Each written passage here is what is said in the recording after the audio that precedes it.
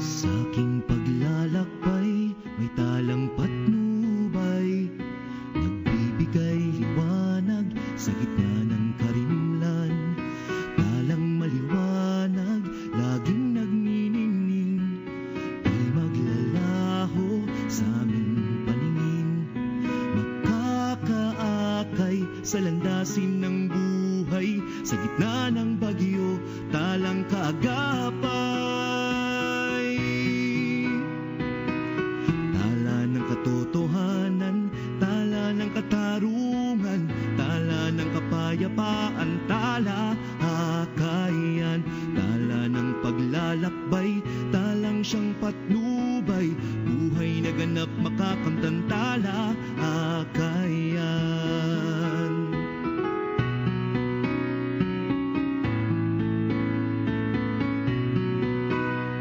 Taimtim na panalangin, manindigang tapat, sa mapagpalayang adikain. Tala ng katotohanan, tala ng katarungan, tala ng kapayapaan, tala akayan, tala ng paglalakbay, talang siyang patnubay, buhay na ganap makakamtan, tala akayan, tala akayan, tala akayan. Magandang gabi, kapanalig. Narito na ang ating programang Tala Akayan. Isang oras ng makabuluhang talakayan tungkol sa katotohanan, katarungan, kapayapaan at kalikasan. Sa pagtataguyod po ng Promotion of Church People's Response, Kapatilang Simbahang para sa Bayan at ng Kodao Productions, 60 minuto tayo magkakasama-sama upang pag-usapan ang buhay at lipunang Pilipino. Tayo ay mag-akayan tungo sa pagtugon sa hamon ng panahon, lipunan at pananampalataya. Kaya makinig, makilahok at tayo nang magtala. Tala Akayan!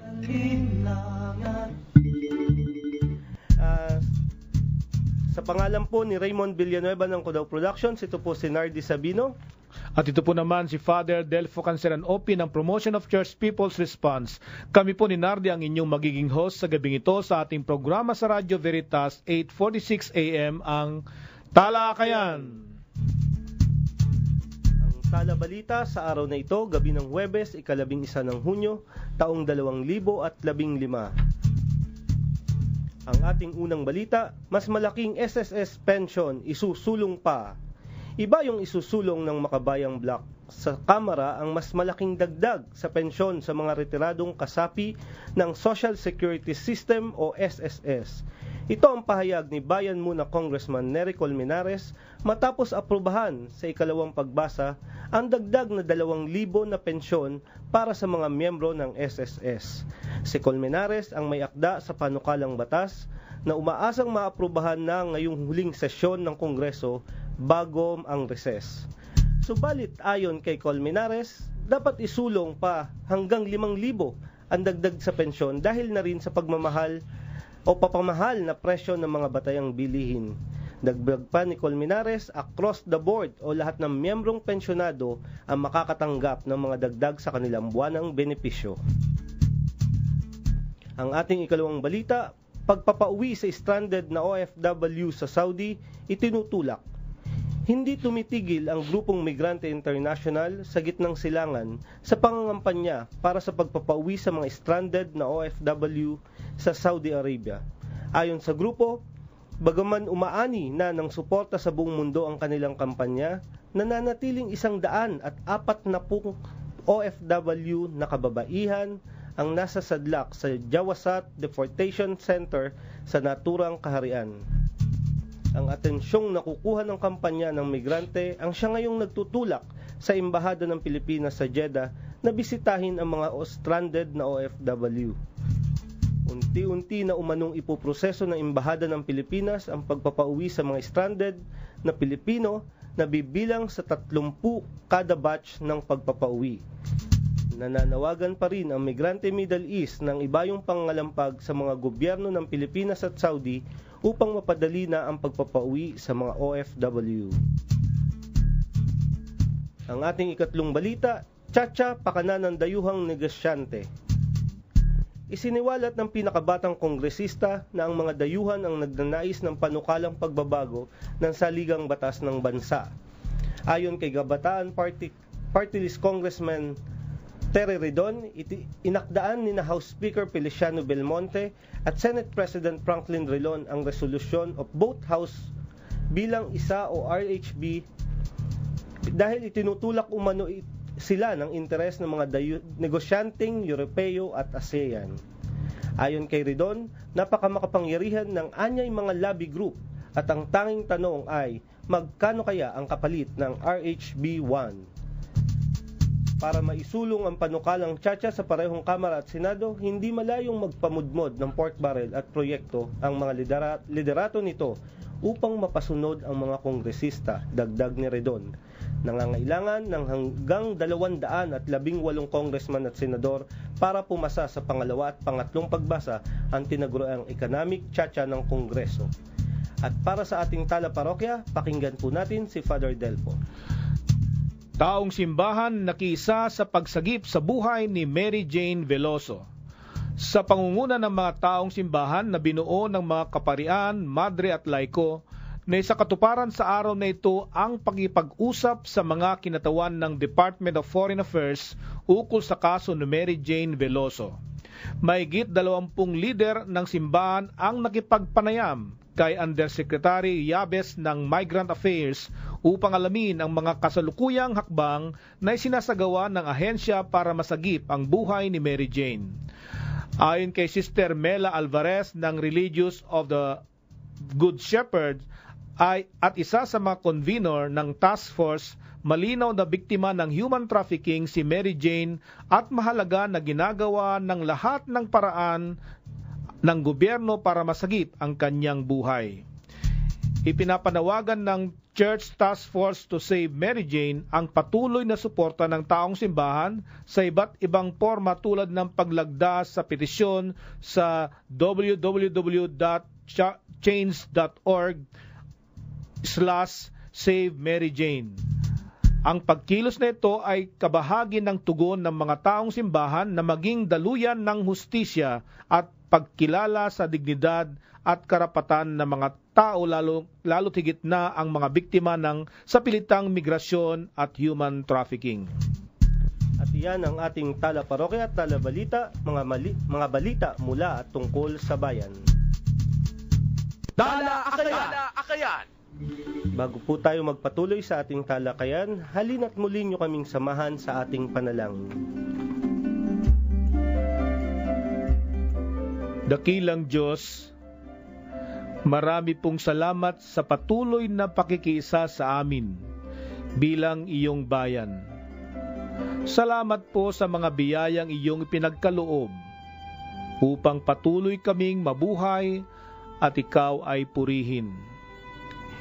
Inilalapit po namin ang aming kapatid na si Romeo Alarcon Jr.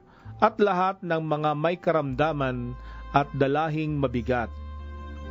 Haplusin po ninyo ng mapagpagaling niyong kamay ang kanyang buhay at muli ay makasama namin sila sa mga gawain.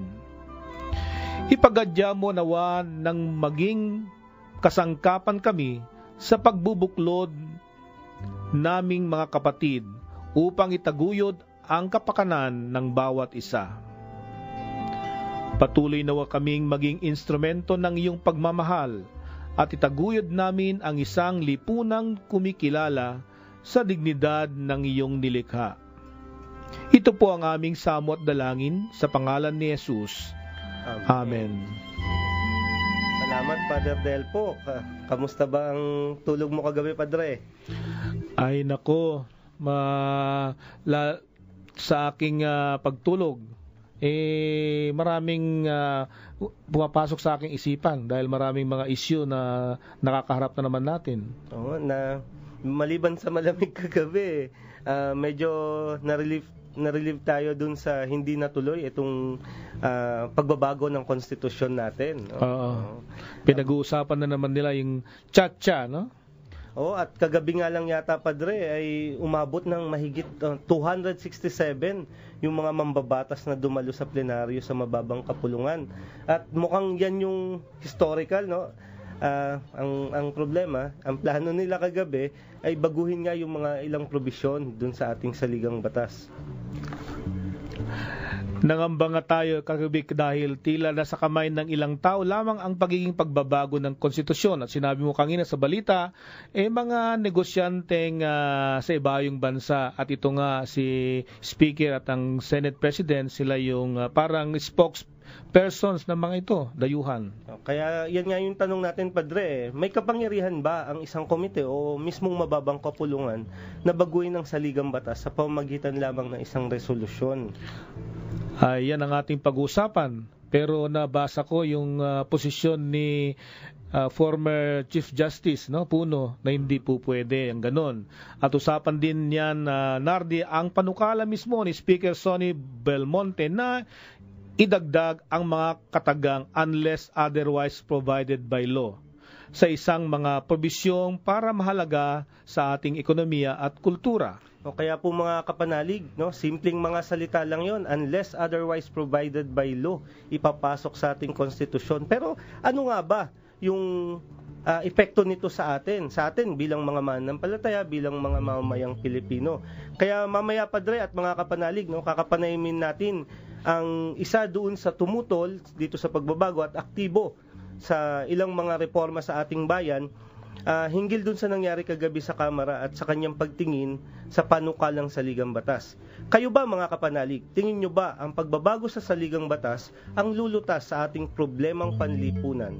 Ipadala po ang inyong tanong, pananaw, komento at mungkahi sa 0918-837-4827 at samahan kami sa pagbabalik ng ating programang Talakayan! Talakayan!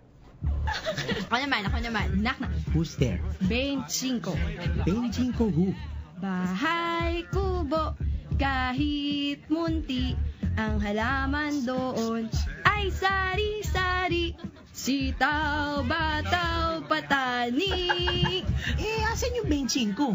Di, nasa feeding programs na ng Pondo ng Pinoy. Marami nang nakakakain ng gusto. Tuloy po natin ang pagtulong. Keep giving to Pondo ng Pinoy. Spread the word. Share the wealth. Alam niyo ba na ang dolphins o lumba-lumba ay isa sa mga pinakamatalinong hayop sa mundo? Dahil dito, madalas silang ginagamit sa mga dolphin shows. Ang paghuli sa dolphins ay hindi lamang malupit na gawain, kundi magpapaunti ng kanilang populasyon at magdudulot ng pagkasira ng balanse ng buhay sa karagatan. Panatilihin nating malaya ang mga dolphins. Isang paalala mula sa Earth Island Institute, Philippines. Sabi nila pag may minahan, may kabuhayan, eskwelahan, daan at kaunlaran. Pero bakit ganito ang sinasabi ng mga katutubo? Ang mga katutubong lumad na bata ay maraming lumilikas. Yung kanilang eskwelahan ay ginagamit ng mga militar na kampuhan. Isang kalamidad na mangyari doon sa lupang ninuno. Suportahan ang kalayaan sa pagpapasya at karapatan ng mga indigenous peoples. Isang mensahe mula sa Kalipunan ng mga katutubong mamamayan ng Pilipinas at Indigenous Voices in Asia, Philippines. Ang industriya ng langis, carbon at iba pang fossil fuel ang pangunahing sanhi ng climate change. Bilang boses ng habag at kagandahang loob, malaki ang ambag ng mahal na Papa Francisco sa pagtugon dito. Malaki ang maitutulong kung tatanggalin ng Vatican ang investment nito sa industriya ng fossil fuel. Manalangin at tumindig kasama ni Papa Francisco. Lumagda sa kalikasan.net/VaticanPH.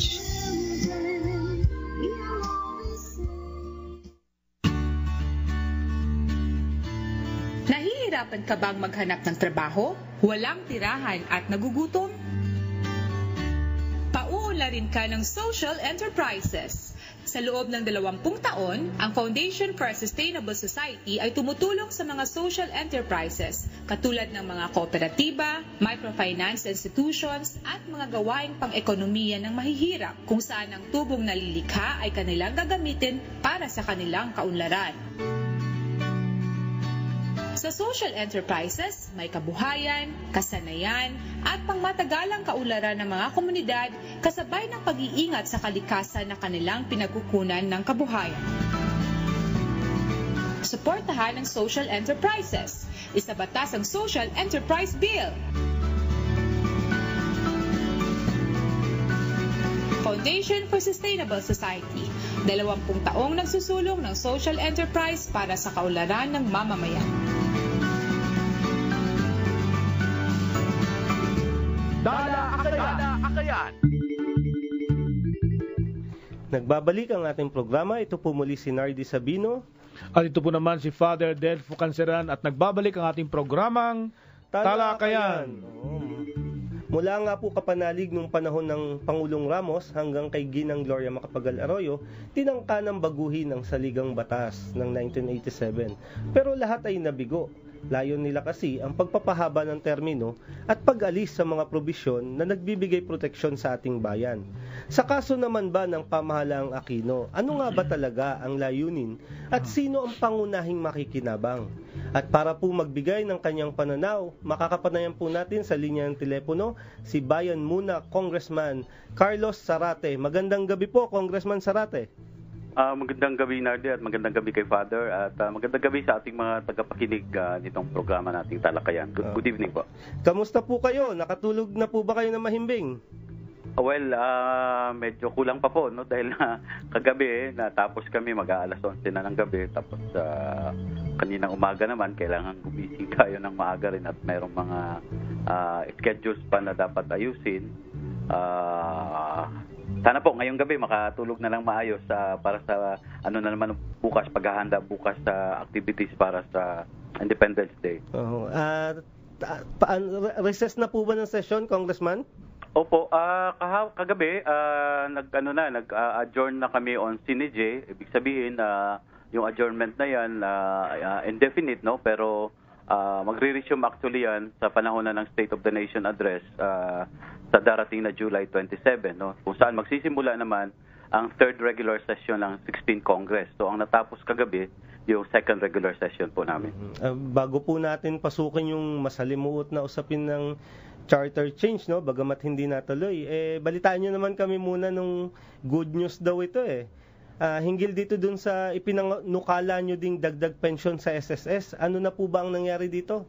Opo, may pinanukala tayong batas na dagdagan na sana kasi ang minimum na pension na natatanggap ng ating mga senior citizens ngayon, no, yung mga pensioners sa SSS ay pinakamababa ata ay 1,200, no? At talagang kulang na kulang ito kung kahit na doon naman lang sa kanilang mga maintenance medicines, talagang kulang ito. Kaya nagpanukala kami sa Bayan Muna, principally, authored ito ni Congressman Nery Colmenares na sana madagdagan ng 5,000 yung kanilang pensyon, no? Subalit, nung sa komitiba na, ay medyo ang napagkausapan naging compromise na maging 2,000 na lamang yung ibibigay munang increase, no? Baka hindi kakayanin daw ng SSS yung biglaang 5,000 na increase, no? So pumasa ito sa committee, tapos nailatag sa plenaryo at naipasa nga kahapon din on third and final reading, no? At ito ipapadala na sa Senado para naman sa kanilang aksyon. At harinawa, pagdating sa Senado ay aksyonan din kaagad ito para naman mabigyan, no, ng karagdagang pensyon ng ating mga senior citizens na tumatanggap ng napakaliit na minimum na 1,200 pension kada buwan. Naalala ko po, Congressman, yung nanay ko ay tumatanggap ng pension 1,500. Kaya dinadagdagan ko pa kasi kulang sa kanyang medisina. Kaya magandang balita ito. Kaya kailan ba ito epektibo para yung mother ko makatanggap naman na mas malaki? Ang mangyayari po nito, Father, no, kailangan pa natin ng counterpart, no, na mula sa Senado na maipasa nila ito.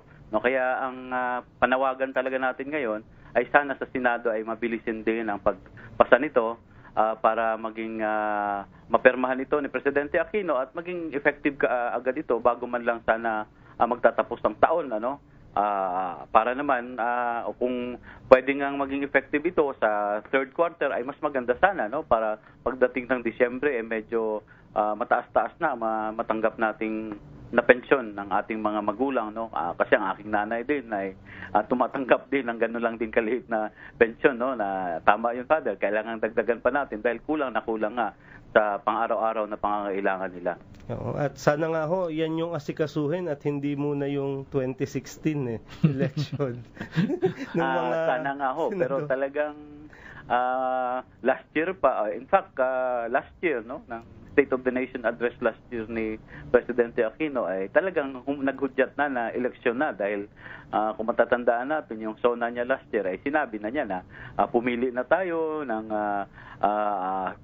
magiging kahalili sa akin na magtutuloy-tuloy daw sa itong tinatawag niyang tweet na daan. So doon pa lang, since last year talagang makita naman natin na itong ating mga politiko, lalo na yung mga nag-aastang tumakbong presidente ay wala na, no? Puro pamulitika na po ang ginagawa. Oo. So, sabi nga nila, wish ko lang, pero talagang nangangamoy politika na po ang ating ngayon, atmosphere.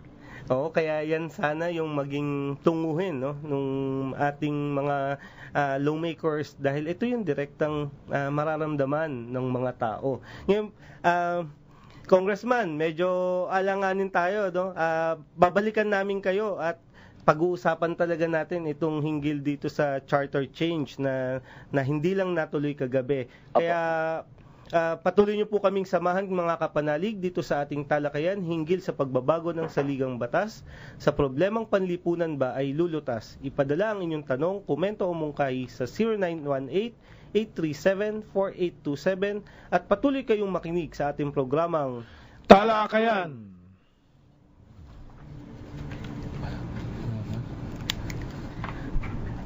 Anyway, sige po. Nagbabalik po tayo, Congressman.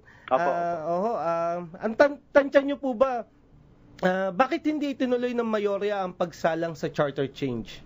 Actually, ganito ang nangyari. Nung last week, kami man ay nagulat din, nang maipasa ito on second reading. Although inaasahan na rin din namin. Pero ang kinagulat namin nung last week, dahil mabilisan itong ipinasa. In fact, wala pa kami sa plenaryo, ay parang sinadya ata, na wala pang ni isang miyembro ng Makabayan Bloc na nasa plenaryo, ay mabilisang pinasa ito kahit na alam naman namin na during that time wala pa talagang quorum. At any rate, dahil natapos naman yung debate rin, sabi nila ipinasa na, kahapon nga, ina-expect namin na isasalang nila on third and final reading. So nag-aantay kami, pero siyempre kami rin naman ng mga ayaw dito sa economic chacha na ito ay nangungumbinsiran kami ng aming mga kasamahan, in-explain namin sa kanila kung bakit kailangan bumoto kami ng no, or in the minimum ay mag-a-abstain sila. Apparently, mga bandang mag-aalas 9 na ng gabi ay talagang naramdaman ata ng liderato na kukulangin, kakapusin sila sa kinakailangang numero. Dahil ito ay pag-aamenda ng ating taligang batas, ang nakatanggap rito, kailangan kumuha sila ng 3/4 of all the members of the House. Hindi lang nung present, kundi of all the members. So may 280 po yun. Kung 3/4 ito, kailangan umabot yung papayag dito sa panukalang ito ng at least 217. Mm-hmm. So, kagabi, nung mag-roll call na mga bandang alas 9, ang nasa plenaryo, ang present na mga kongresista doon ay 267. So, kung 267, nakita siguro ng liderato na kahit na merong 267 they cannot get 217. Kaya pinagpaliban na muna nila at hindi nila tinawag on third and final reading kasi magkakaalaman at talagang magkakapahiyaan doon sa plenaryo. At ito naman ay talagang sinisulong din ng liderato. So, hindi siguro nila isinugal yung ganong posisyon. So ito, sabi nga namin, this is only a temporary reprieve, dahil hindi pa naman nagkabutuhan, pwedeng pagbalik namin sa session on July 27 at any time before June 30 of 2016 ay pwedeng isalang uli at pwedeng pagbutuhan ng mga miyembro. Pero sa ngayon, sa tingin namin, malaking kapanalunan naman ito ng mass movement, dahil nung mga nakaraang 3 gabi na, meron talagang nag-vigil na mga mamamayan natin, mga miyembro ng lalo na ng Kilusang Magbubukid ng Pilipinas, ng pamalakayan, ng mga organisasyon sa ilalim ng Bagong Alyansang Makabayon na talagang pinakita yung pagtutol, no, dito sa economic tsa-tsa na ito dahil detrimental nga sa tingin natin hindi lang sa ating economic sovereignty pero sa future mismo ng ating mamamayan kung ibubukas na natin ang ating pambansang patrimonya sa pag-aari ng mga dayuhan. Wala ho bang inside news? Tayo-tayo lang naman ho makakaalam na bakit hindi talaga nila nakuha o hindi nila natansya na hindi nila makukuha yung 217 na boto. Sa akin pong pagtatansya ay talagang kahit na yung mga initially kahit na yung membro ng ruling coalition marami rin talagang hindi sila kumbinsido, no? Even doon sa process na dinaanan nitong amendments na ito. Kasi ang nakalagay naman sa ating saligang batas, tatlong pamamaraan lang, no, ng pag-amenda o pagbabago ng ating saligang batas. Unang-una na dyan, sinasabi ng ating konstitusyon, Constitutional Convention, no? Pangalawa, Constituent Assembly. Ibig sabihin, ang Kongreso, ang House of Representatives at saka ang Senado, they will convene themselves into one and convert themselves into a Constituent Assembly, no? Tapos magdidebate sila, magkasamang magdidebate, pagkatapos magkakahiwalay, boboto sila ng manghiwalay, no? Yun yung Constituent Assembly. Pangatlo, yung tinatawag nating People's Initiative. So wala itong papalalimin po natin yung proseso na yan, no, na hindi masyado nating sa pangkaraniwang tao, hindi namin masyado yang alam babalikan po namin kayo at patuloy nyo nga kaming samahan dito mga kapanalig sa ating talakayan hinggil sa pagbabago ng saligang batas, sa problemang panlipunan ba ay lulutas. Ipadala ang inyong tanong, komento o mungkahi sa 0918-837-4827 at patuloy kayong makinig sa ating programang Talakayan. Talakayan. Serving 46 years of Catholic Broadcasting. Ang Tutubo, Veritas 846 Kapanali, ang leading social communications ministry for truth and evangelization. Makinig, Veritas 846, Radyo Totoo, Radyo Totoo. Member, Catholic Media Network and kapisanan ng mga broadcaster ng Pilipinas. Philippine Standard Time, 31 minuto makalipas ang 7 ng gabi. Talakayan. Ito po muli si Nardi Sabino. At ito po naman si Father Delfo Canceran Opi. Nagbabalik ang ating programang Talakayan. Mga kapanalig, at kasama pa rin po natin si Congressman Carlos Zarate ng Bayan Muna, at pinag-uusapan po natin ang itong hinggil sa charter change o panukalang pagbabago ng ating saligang batas. Kanina po pinag-uusapan natin yung proseso, paano nga ba babaguhin yung saligang batas, at ang pinapaliwanag nga ni Congressman ay mayroong 3 po bang pamamaraan ito, Congressman? Una dyan, yung Constitutional Convention, no? Itong Constitutional Convention, maghahalal tayo ng ating mga delegado per district, no? Tapos parang congressman din ito, maghahalal tayo. Tapos sila na yung mamamahala, sila yung gagawa ng mga panukalang amendments doon sa ating saligang batas, no? Pagkatapos kung ano man yung napagkasunduan nila, isa-submit ito sa isang plebisito. So, pangalawa, yung tinatawag nating Constituent Assembly, no? Hindi na tayo maghalal ng mga delegado, itong ating mga kongresista at mga senador na mismo, sila yung hahain ng mga panukalang amendments dito sa ating saligang batas, no? Pero dahil hindi naman ito kabahagi ng kanilang legislative powers or legislative functions, no?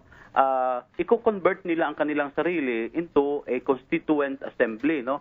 So parang panibagong gawain ito, no? Kaya hindi na tayo maghahalal, sila na rin representante ng mga tao, at sila yung parang sila na yung body, no, na magpo-propose ng mga amendments. Kung ano yung mapagkasunduan nila, yun naman ay isa-submit sa isang plebisito uli, no? Pangatlo, yung tinatawag nating People's Initiative, na kung saan directly yung mga tao mismo will propose amendments to the 1987 Constitution, no? At they will gather signatures. Kung makuha yung kinakailangang mga pirma, bawat distrito, isasubmit ito sa COMELEC, then magkakaroon uli ng plebisito. So ito lang yung tatlong pamamaraan, no, na tinatakda sa ating saligang batas. Subalit, ang Kongreso magmula pa noong 14th Congress, no, or even before that, no, nag-entertain itong mga politiko na meron pa daw ang tinatawag nilang fourth mode, no? At ito yung sinasabi nilang amendment sa konstitusyon sa pamamagitan ng ordinary bill making process, no? Para bang ordinaryong batas, no? May maghain ng resolusyon, pagkatapos itong resolusyon na ito ay basahin on first reading, tapos pag nabasa na on first reading, i-refer siya sa Committee on Constitutional Amendments, itong Committee on Constitutional Amendments magpatawag ng public hearing, pagkatapos pagbobotohan na, pagkatapos ihahain sa plenaryo pagbobotohan ng mga kongresista, pagkatapos yung Senate counterpart ay ganun din, magkaroon ng bicameral committee meeting, tapos i-harmonize yung mga amendments na gusto nila. Pagkatapos nito, ilalapag na siya, no? Tatanungin na ang mga tao through a plebiscite. No, sa tingin namin, walang ganyang tinatakda sa konstitusyon at mali yan, no? Kaya itong process ngayon na dinaanan itong Resolution of Both Houses number 1 or RBH number 1, may mali dito. Maliban pa doon sa kamalian ng procedure or proseso, sa tingin namin itong substance mismo na panukala, kasi ang ginagawa nila dito, Father and Nardin, ang amendment na pinopropose nila ay hindi talaga malinaw, vague, no? Ang gusto lang nila mag-insert ng phrase doon sa particular economic provisions, idadagdag yung phrase na unless otherwise provided by law, no? So ibig sabihin, halimbawa, doon sa ating saligang batas, no, Section 7 halimbawa ng Article 12, no, National Patrimony and Economy. Sinasabi rito sa Section 7 na save in cases of hereditary succession, no private lands shall be transferred or conveyed except to individuals, corporations, or associations qualified to acquire or hold lands of the public domain, no? So ibig sabihin nito, kung hindi ka Pilipino, hindi ka korporasyong Pilipino, hindi ka pwede magmamag-ari ng lupang pampubliko, sa Pilipinas. So gusto nilang i-insert yung phrase na unless otherwise provided by law. So kaya ang magiging formulation na ng Section 7 Article 12 kung papayagan ito ay save in cases of hereditary succession, unless otherwise provided by law, no private lands shall be transferred or conveyed except to individuals, etc., etc. Ano ang pwedeng magiging epekto nito? Ang magiging epekto nito, pag pinayagan ito sa isang plebisito, darating ang panahon na ang Kongreso na lang mismo ang magbabago, no? Kung ano ang tinatakda sa ating saligang batas. Pwede niyang sabihin na unless dahil pinapayagan na ngayon ang batas na kahit na yung mga dayuhan ay pwede nang magmamay-ari ng mga lupang pampubliko, no? Hindi na lang ito naka-reserve sa mga Pilipino, no? So yun ang isang halimbawa diyan. Pangalawa, na gusto rin nilang palitan yung development, exploitation of our natural resources, no? Halimbawa, yung mga pagmimina. Sa saligang batas, sinasabi diyan na dapat 60-40, no? 60% controlled by the Filipinos. Pero gusto rin nilang i-insert yung unless otherwise provided by law. So, ibig sabihin, kahit na yung mga dayuhang korporasyon, ay pwede na uli ngayong mag-exploit ng ating mga natural resources. Ano pang mga provision? Yung provision on utilities, provision on media ownership, provision on school ownership, no? Ito lahat gusto nilang lagyan ng mga ganong provision unless otherwise provided by law para nga naman ma-accommodate, no? Ito naman inaamin nila during the interpellations na ma-accommodate yung pagpasok ng mga dayuhang interest sa ating national economy. Congressman, ito bang otherwise provided by law, ito ba'y makakatulong sa mga ordinaryong mamayan katulad ni Juan at Juana sa ating bayan? Ay sa tingin po namin talagang detrimental sa interest ng ordinaryong mamamayan, no? Sa kung ngayon nga na merong protectionist policy ang ating konstitusyon, andyan yung mga provision na yan, hindi binabago, ay nahihirapan nga na magkaroon ng lupang sarili ang ating mga, halimbawa, ang ating mga magsasaka, no? Merong isang survey ngayon na it is very ironic na the Philippines is still largely an agricultural country, no? 75% agricultural country, pero 8 out of 10 farmers natin sa bansa ay hindi niya pagmamayari yung lupang kanyang sinasaka, no? How much more, no? Kung papayagan natin itong ganitong amendment sa Constitution, no? Alam naman natin, maraming pera, halimbawa ang Amerika, ang China, no? And na-mention ko lang din itong China, no? Meron din itong security implications, Nardi at Father, ano? Halimbawa, ngayon galit na galit tayo dahil sinasakop ng China ang ating mga teritoryo diyan sa Spratlys, ano, or sa West Philippine Sea, no? Nire-reclaim nila. Pero ironically, gusto nating buksan itong provision, no, na naglilimit sa pagmamayari ng mga dayuhan. So, kung payagan na ito, ay mas madali na ang mga Chino ngayon, halimbawa na bumili ng lupa doon sa Palawan, no? Dahil marami naman silang pera, bibili sila ng maraming lupa sa Palawan, ay hindi na kanila kailangan i-occupy yung Spratlys, ay pwede na sila maglagay ng kanilang kung ano man ang gusto nilang gawin doon sa mga lupang kanilang binili, no? So, meron din itong security implications kung papayagan natin itong amendments na ito. Sa katunayan, sa usapin ng public utilities, for example, despite na meron hong protectionist policy, no, under the IPIRA law, nung binuwag ang pagmamayari ng Estado sa ating energy sector, pinayagan na ang control ng mga foreigners, no? So ngayon, itong ating transmission company is already at least 40% owned by the National Grid of China, no? So kung papayagan pa natin na pwede silang magmamayari ng 100% sa ating public utilities, there will come a time na magiging hostage tayo ng mga foreign interest. Kasi pwede nilang sabihin, no, payagan nyo muna kaming i-control uli ito, ang buong Spratlys. Otherwise, hindi namin padadaanin yung kuryente nyo dahil kontrolado namin itong Transcore, itong transmission line. So, dyan sa mga ilang halimbawa na yan, talagang talong-talo ang mga ordinaryong si Juan at si Juana. Kaya po, una, yung sa proseso nito, pwede bang i-tulad po ito dun sa para lang nagpapalit ng pangalan ng kalye, no? Na pwede ba parang ganun ba yung naging proseso po nitong gusto nilang tahakin do sa pagpapalit ng konstitusyon, at every time na mapapalitan yung mga congressman o yung Senado, ay pwede nilang palitan yung saligang batas. Tama po. At isang maging epekto nga niyan, walang stability yung ating economic policies, ano? Dahil nasa kamay na lang ng mga kongresista, at alam naman natin, hindi naman na it's an open secret, no, na meron talagang mga lobbyist, no, na pumupunta dito sa Kongreso, no. In fact, itong economic charter change na ito ay talagang ang naglalabi nito itong mga foreign chambers of commerce, no, ang American Chamber of Commerce, European Chamber of Commerce, no, Canadian Chamber of Commerce. Maalala ko nung unang hearing namin, dahil ako yung member ng Committee on Constitutional Amendments, ang unang inimbita kaagad ng committee, no, na magsalita doon ay itong mga foreign chambers of commerce, no, na sila yung nagsusulong na buksan nyo na ang inyong constitution, etc., etc. No, so ang sinasabi natin dito, itong chat-chat talaga na ito ay hindi ito para sa interest ng kalakhan nating mga ordinaryong mga mamayang Pilipino, kundi para ito sa pagsusulong pa ng interest ng iilan, ano, at lalo-lalo na interest ng mga dayuhang kapitalista at dayuhang mga malalaking korporasyon, no. So kaya kailangan, tingin ko, talagang tuloy-tuloy na labanan ito, dahil kung hindi man ito na isalang kagabi, no, sa butuhan, mayroon pang mga pagkakataon na pwede uli itong isalang.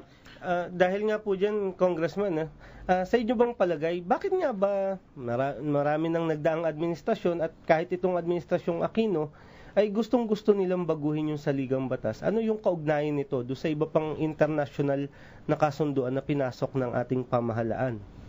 Well, isang tingin ko dyan, no, dahil napakalakas ng influensya nitong mga halimbawa mga multilateral agencies, ano, at itong mga halimbawa itong IMF, World Bank, itong WTO, no, na gusto nilang ang Pilipinas, bansang katulad ng Pilipinas, buksan talaga, no? Gawing i-liberalize pa na lalo ang kanyang ekonomiya, no? Para mas magkakaroon sila ng pagkakataon na mas ma-exploit pa ang ating likas yaman, no? Magiging merkado nila tayo ng kanilang mga produkto, ano? So, yan pa yung nakikita natin dyan dahil nga sa karanasan natin nitong mga nakaraang dekada, naglagay tayo ng mga protectionist provision sa ating konstitusyon at tingin nila kailangan tanggalin ito dahil naging hadlang ito, no, sa lalo pang pag-exploit nila at pagkamal pa ng mas limpak-limpak pa ng mga tubo, no, dahil hindi naman lingid, no, na talagang ang ating natural resources dito murang-murang nakukuha nila, no. So yun pa yung tingin ko diyan at syempre itong mga tinatawag nilang mga ASEAN integration ngayon, no, kompetisyon ng merkado. So dahil grabe ang kompetisyon nila sa merkado, kailangang mas laparan pa nila, no, mas hikayatin nila itong mga maliliit na bansa na buksan, wag niyong proteksyonan yung inyong ekonomiya, no? Bagkos kailangang ibukas ito sa maging merkado ng malalaking mga bansa. So iyan sa tingin ko ay talong-talo tayo diyan, no?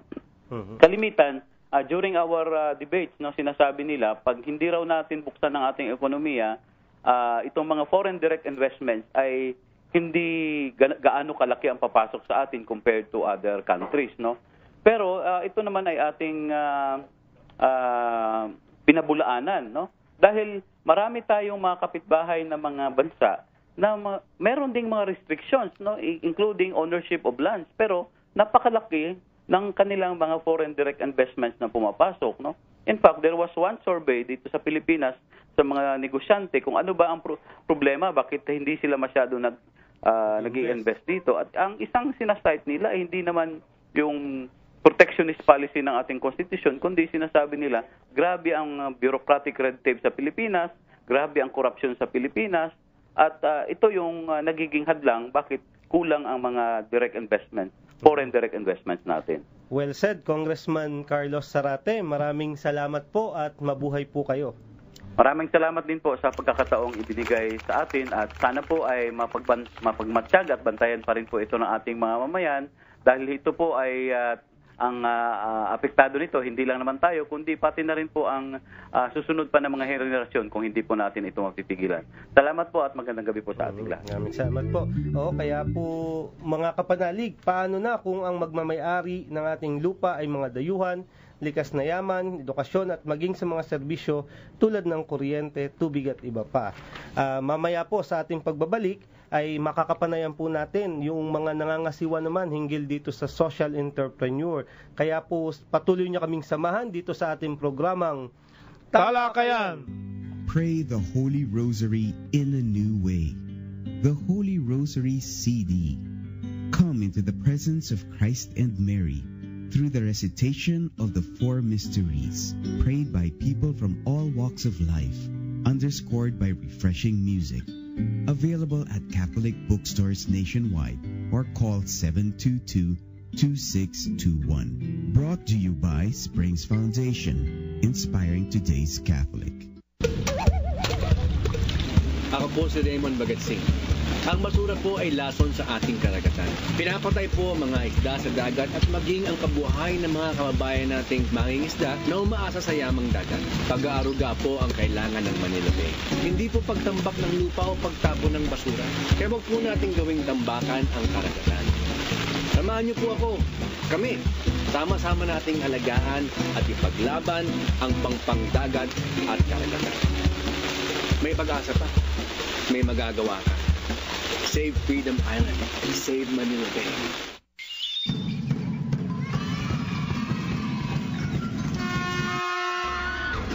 Maawa na po kayo! Mga ninuno pa namin ang nagpapahirap sa lupain ito! Tay! Bigas na po tayo! Lupa na natin ang pinakinabangan. Tayo pa ang pinahirapan. Lupang ninuno na mayaman sa tradisyon at kultura, hahayaan mo bang maging minahan ng mga panyaga? Support indigenous people's right to their ancestral land. Isang paanyaya mula sa Kalipunan ng mga Katutubong Mamamayan ng Pilipinas at Indigenous Voices in Asia, Philippines. Ang industriya ng langis, carbon at iba pang fossil fuel ang pangunahing sanhi ng climate change. Bilang boses ng habag at kagandahang loob, malaki ang ambag ng mahal na Papa Francisco sa pagtugon dito. Malaki ang maitutulong kung tatanggalin ng Vatican ang investment nito sa industriya ng fossil fuel. Manalangin na tumindig kasama ni Papa Francisco. Lumagda sa kalikasan.net/VaticanPH.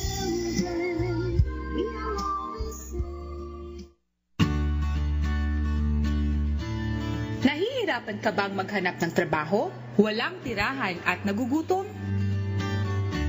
Pauunlarin ka ng social enterprises. Sa loob ng 20 taon, ang Foundation for a Sustainable Society ay tumutulong sa mga social enterprises katulad ng mga kooperatiba, microfinance institutions at mga gawaing pang-ekonomiya ng mahihirap kung saan ang tubong nalilikha ay kanilang gagamitin para sa kanilang kaunlaran. Sa social enterprises, may kabuhayan, kasanayan, at pangmatagalang kaunlaran ng mga komunidad kasabay ng pag-iingat sa kalikasan na kanilang pinagkukunan ng kabuhayan. Suportahan ang social enterprises. Isabatas ang Social Enterprise Bill. Foundation for Sustainable Society. 20 taong nagsusulong ng social enterprise para sa kaunlaran ng mamamayan.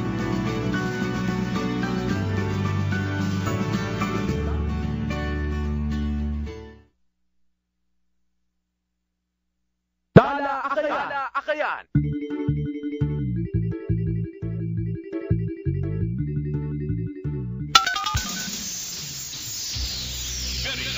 Patrol!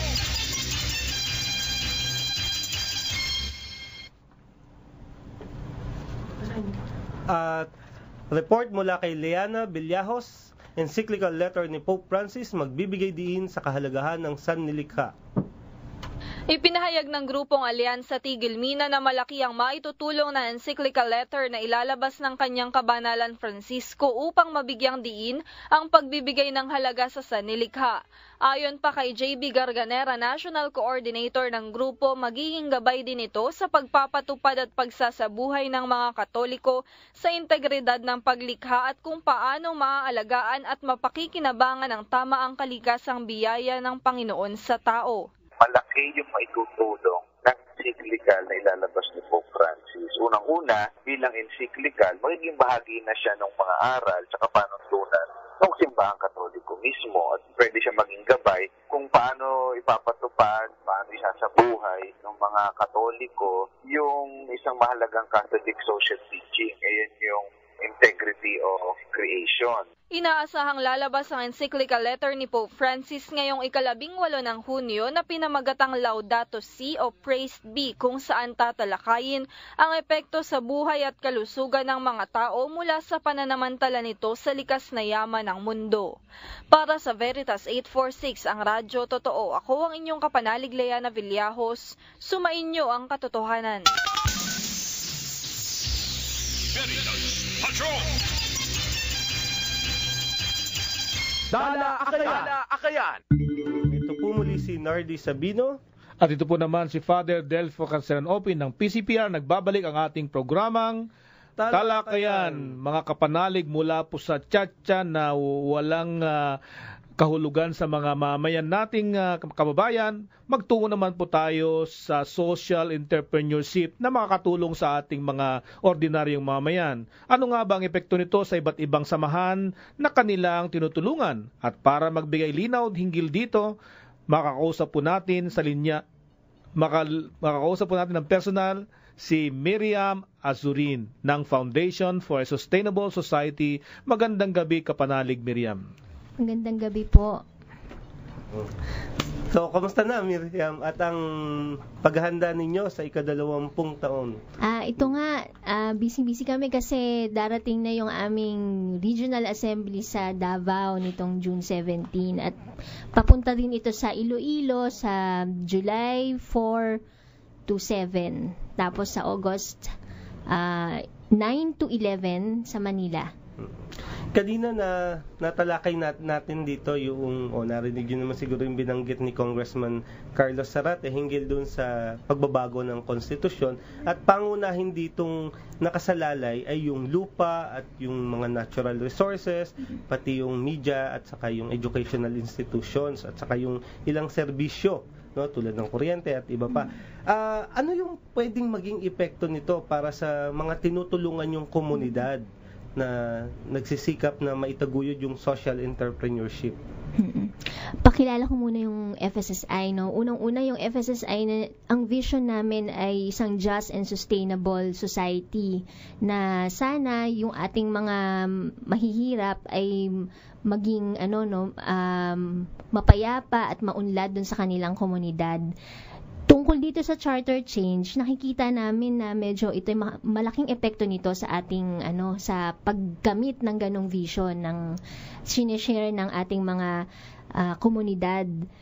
Unang-una, bakit natin tinitingnan na yung economic development ay nakaka-equate sa foreign ownership ng ating land. Sa karanasan namin dito sa social entrepreneurship in 20 years, yung ating mga komunidad, higit na umuunlad sila kapag pagmamay-ari nila yung lupa. Kasi kapag wala silang binabayarang renta, pag wala silang iba pang gastusin, utang, ganyan, mas nakukuha nila yung kanilang kita para sa mas iba pang produktibong gawain gaya ng entrepreneurship.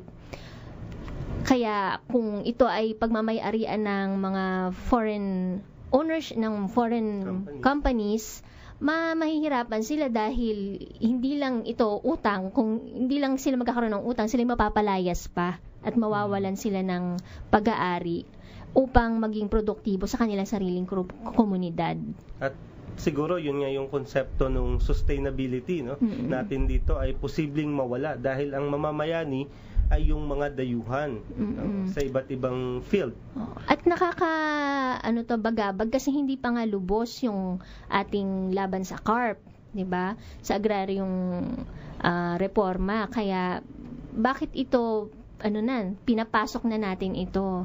Gayong ang ang objective nga natin dito sa ating land ownership ay ipamahagi dun sa mga mararita. Subalit, pinapasok na natin itong usapin na hindi pa natin nakakamit, no? Ang dami pang ang problema sa CARP dahil binibigyan natin sila ng lupa pero hindi pa rin nalubos na bigyan natin sila ng seeds, ng technological help, ng financial support para umunlad at magkaroon ng enterprises dun sa kanilang mga komunidad. Kaya lalong hihirap ang ating mga mamayan, lalong-lalo na yung mga magsasaka pag ganon. Actually, kahapon, nito nakaraang 2 araw, ang nahandong sa harapan ng Kongreso ay mga magsasaka. Ang hinihiling nga nila, yung binabanggit nga ni Miriam, ay yung land reform o tunay na reforma sa lupa. Kaya lang ang pinag-usapan ng mga congressman kung paano ibebenta sa mga dayuhan yung ating lupa. Kaya po, yan yung mga ilang usapin nga. At yun nga, tulad sa inyo na nagsusulong tong social entrepreneurship, pag wala na yung Pilipino sa kanyang lupa, sino na ang tuturuan nyo? Sino na ang bibigyan tulong nyo? Ang social enterprise kasi ito ay hindi lang ito negosyo, no?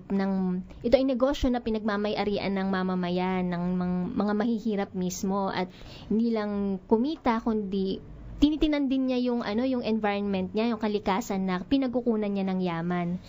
At sinusubukan niya o naging nasa primary objective niya rin yung yung pagtulong dun sa komunidad. Ngayon, sa ating karanasan, no, yung sa mining, for example, ang foreign ownership at foreign control ng mining areas, yan pa nga yung naging sanhi ng mga environmental causes at sanhi ng pagkawala ng mga access ng maraming komunidad sa kanilang area. No, kaya kami nababagabag at ito ay pinapasok na rin ng Congress sa ganitong panahon, lalo na. Kaya po mga kapanalig, ito yung pinaliwanag nga ni Miriam na may malaking epekto. Ito po ay mula doon sa mga tumutulong mismo sa mga simple nating mamamayan. Kaya maraming salamat Miriam sa iyong pagbibigay linaw doon sa posibleng epekto ng pagbabago sa konstitusyon. Kaya Padre,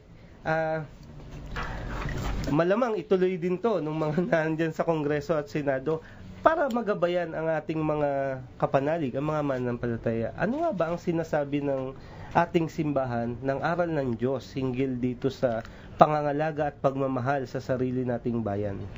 Maliwanag sa turo ng simbahan, hindi lang sa Vatican o kaya kasama rin sa CBCP, ito ngang preferential option for the poor, Church of the Poor. Naunahin natin yung mga kababayan nating naghihirap na wag na natin pangdagdagan pa ang kanilang paghihirap, kundi iangat natin sila sa may dangal na anak ng Diyos. Kaya kailangan mga congressmen and women, wag na po yung self-interest ninyo ang pairalin, kundi interest naman ng mamayan nating naghihikahos. Hanggang ngayon sila pa rin po ay naghihirap.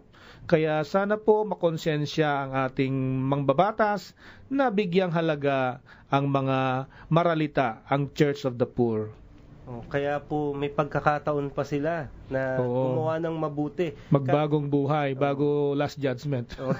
Kahit minsan lang po sa buhay nila. At sumayin niyo po ang isang oras ng makabuluhang balitaan at talakayan. Sana po ay naibigan ninyo ang ating usapan ngayong gabi. Sabi nga ni Kapanalig Pati, di po ayos na pairali ng charter change kasi po mga banyaga ang mabubusog, tayo magugutom. Wala pong idudulot na pag-asenso ng Pilipinas ang gagawin ng gobyerno natin.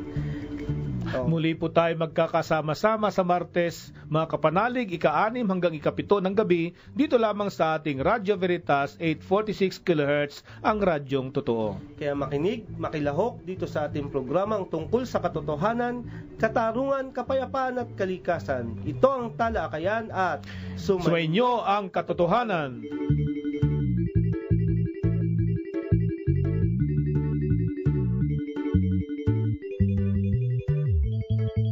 Dala Akayan.